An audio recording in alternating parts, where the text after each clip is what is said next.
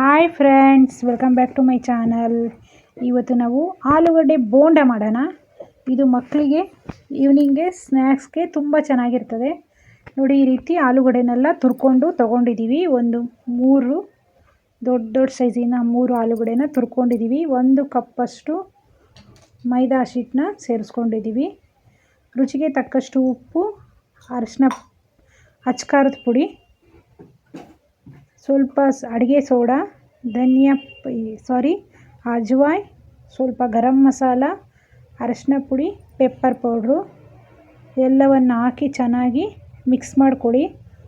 ಅದೇ ಕಪ್ಪಿನಷ್ಟು ಒಂದು ಸ್ವಲ್ಪ ಅರ್ಧ ಕಪ್ಪಷ್ಟು ಹಾಕಿ ಕಲಿಸ್ಬಿಟ್ಟು ಎಣ್ಣೆ ಕಾಯಿಸಿ ಈ ರೀತಿಯಾಗಿ ಪಕೋಡೋ ಥರ ಉಂಡೆ ಮಾಡಿಬಿಟ್ಟು ಬಿಡಿ.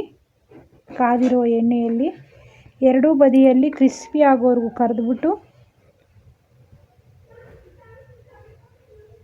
ಈ ರೀತಿಯಾಗಿ ನೋಡಿ, ಬಿಸಿ ಬಿಸಿಯಾದ ಆಲೂಗಡ್ಡೆ ಪಕೋಡ ಸವಿಯಲು ಸಿದ್ಧವಾಗಿದೆ. ನಮ್ಮ ಚಾನಲ್ನ ಸಬ್ಸ್ಕ್ರೈಬ್ ಮಾಡಿಕೊಡಿ. Thank you for watching this video.